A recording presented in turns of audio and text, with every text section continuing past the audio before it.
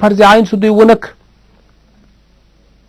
بل دا چې دوی مړي سره جفا وکړه، مړی له ده نه حق غواړي، مړی له ده نه جنازه غواړي، دی نه کوي او دی هلته کرا ولاړ ده او د نورو تر ملامتي لاندې هم ځان راولي.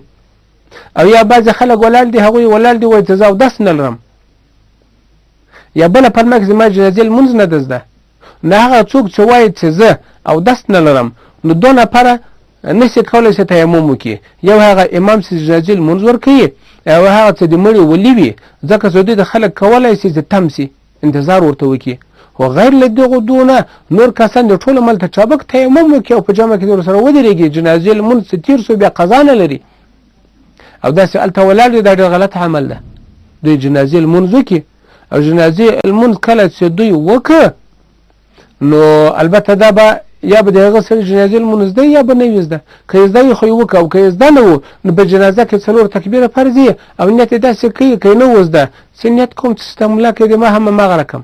دا اسانه طریقه ده. که د چا زده نه وي او که د چا زده وي بیا جنازې نیت دې کوي چې نیت کوم د دې مړي د جنازې لمونځ چې دا 4 تکبیره دي او ثنا ده او درود ده او دعا ده پاک د مړي کې کوم، په دې امام سم اقتدا کړه او مخ مې کعبه شریف طرف او بیا الله اکبر او 4 تکبیر ویل کېږي. دا ډېر اسان عمل ده. ګوري خو ګواځانو دغه هغه حقوق دي چې یو مسلمان په بل مسلمان باندې لري. نو که چیرې یو مسلمان چې د بل مسلمان حق نه ادا کوي نو غاړې بندې دي. او الله پاک فرمایي چې واعتصموا بحبل الله جميعا، تاسو ټول د الله پاک پر رسۍ باندې منګولې ولګوئ. د الله پاک رسۍ د اسلام ده. څوک چې د اسلام رسۍ باندې منګولې ولګي او ځان ټینګ پې ونیسي، دی لاندې نه ځین راخطا کېږي، دی په هغه پورې مضبوط وي. او کله چې دی ځان په رسۍ مضبوط کړي، هغه رسۍ خامخا دی له یوې څانه او له یوې شیلې نه او له یوې کندې نه راباسي. ګورې خوږو عزیزانو، پیغمبر صلی الله علیه وسلم فرمایي چې المؤمن للمؤمن کالبنیان یشد بعضهم بعضا.